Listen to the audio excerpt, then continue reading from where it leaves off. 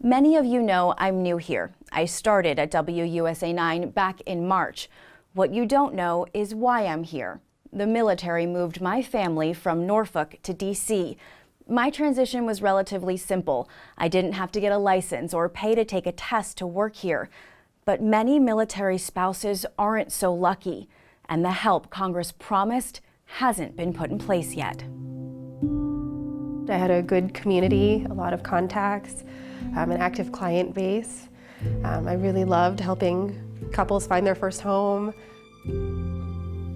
We're in classrooms every day because we want to teach children. Amsa Heck and Liz Persad are two people who love what they do. The students, they have a happiness that you can't really find anywhere else. But what they do is sometimes complicated by who they are. They're two of the hundreds of thousands of military spouses who have to move every 2 to 3 years. Multiple surveys show finding a new job in a new state is consistently a top concern for these families. Amsa was a real estate agent in the suburbs of Philly. She had to move her family to Northern Virginia for her husband's next tour as an activated reservist in the Air Force Reserves. So I had built a business by knowing people in an area that I had lived for a while. And then we came here, and I didn't know anyone. A career is an investment, and finding a new job costs money. Lawyers have to pay to pass the bar. Teachers have to write a check to get a license. Nurses need to pay up to get their certifications. When you do this every time the military reassigns your spouse, starting from scratch adds up, because then every dollar counts.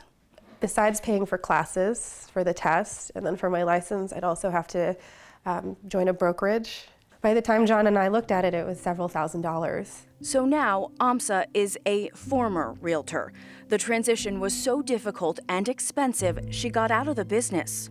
It's a fate Liz considered as well when the Army moved her husband from Fort Bragg to the Pentagon. To finally get her Virginia teaching license, she had to shell out hundreds of dollars. In addition to everything else, you kind of just hope that there's enough to cover all of the expenses. Liz and Amsa aren't alone. According to the National Military Family Association, more than 30% of military spouses who work in fields that require a license or certification. And this isn't just about money in their pockets. The organization believes there are ripple effects for those who fight wars for us. When you're stressed about what's going on back at home, no matter, if it's financial, if it's employment, if it's housing, if, education, anything going on back at home that has your focus instead of the task at hand when you're deployed, that can really affect the mission downrange. But it isn't supposed to be that way. Congress knew it could help and decided to allow each service branch to reimburse military families for certain relicensing costs when they're moved. They can get back up to $500. The law was negotiated back in 2017. We checked in with the Army, Navy, Air Force, Marines, and Coast Guard. Almost a year and a half later, not one of them has a pilot program in place. This is the future of our country that are in our classrooms right now, and you want licensed educators there. If there's any way to expedite that for military spouses, then why wouldn't we do that? It's a question we brought to Maryland Congressman Anthony Brown. He gets the challenge. Brown served on Army active duty and in the reserves for 30 years. Well, I'm just as frustrated as I'm sure military families are, and very disappointed. Reimbursements happen in the military all the time. Is it okay that this particular reimbursement is taking so long to put in place? No, it's outrageous. I don't see why the service components, Air Force, Army, Navy, Marines, haven't been able to get their act together. So what's going on here? Well, we asked each one of those branches, and they say they're working on the policies, and nothing has been finalized just yet. And here's the kicker. You look really handsome today. Oh, thank you. My wife picked the shirt out for me. Even though not one military spouse has been able to take advantage of the help lawmakers authorized, the program already has an expiration date. The law says those reimbursements won't be given after 2022.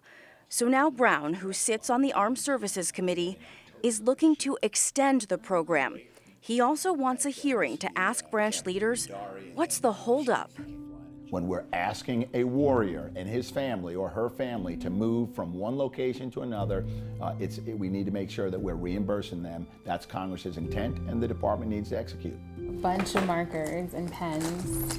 As Liz looks over her lesson plans, the consequences of the delay in execution feel very real. Organizations like the DoD do provide support for the service member at work. We are the support at home. And in order to continue supporting our service members, then you might have to give us what we need. For me, that's my career and my job and the tools needed to continue doing that career.